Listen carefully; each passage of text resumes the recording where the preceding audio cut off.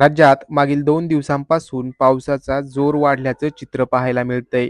13 जुलैपासून राज्यातील बहुतांश शहरांमध्ये जोरदार पाऊस होत आहे.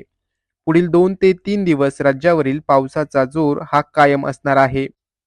कोकणातील जिल्ह्यांमध्ये काही ठिकाणी मुसळधार पावसाची शक्यता हवामान विभागाने वर्तवली आहे. तर तुरळक जिल्ह्यांमध्ये मुसळधार ते अतिमुसळधार पावसाची शक्यता आहे. तर मध्य महाराष्ट्रातील घाटमाथ्यावर देखील अतिमुसळधार पावसाची शक्यता हवामान विभागाने वर्तवली आहे. तर मराठवाडा आणि विदर्भातील तुरळक जिल्ह्यांमध्ये वादळी वाऱ्यासह आणि विजांच्या कडकडाटासह मुसळधार पाऊस होऊ शकतो. पाहुयात 15 जुलै रोजी राज्यभरातील हवामानाची स्थिती कशी राहील. कोकण विभागातील सर्वच जिल्ह्यांमध्ये जोरदार पावसाची शक्यता हवामान विभागाने वर्तवली आहे. त्यातल्या त्यात दक्षिण कोकणातील सिंधुदुर्ग, रत्नागिरी आणि रायगड या जिल्ह्यांमध्ये पुढील 3 दिवस पावसाचा जोर हा अधिक असणार आहे.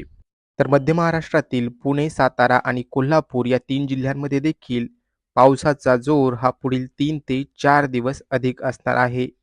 त्याचबरोबर पश्चिम महाराष्ट्र आणि उत्तर महाराष्ट्रातील जिल्ह्यांमध्ये पुढील 2 ते 3 दिवस समाधानकारक पावसाची शक्यता आहे.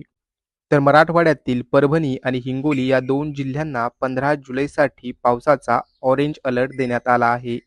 तर विदर्भातील बहुतांश जिल्ह्यांमध्ये देखील जोरदार पावसाची शक्यता हवामान विभागाने वर्तवली आहे.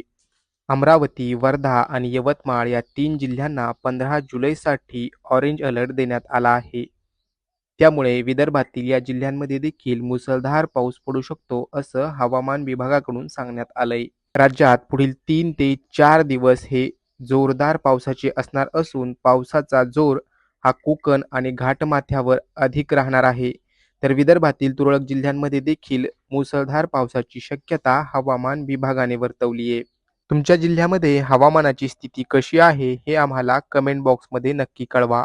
हवामानाचे अपडेट्स दररोज पाहण्यासाठी पाहत रहा लोकल 18 मराठी.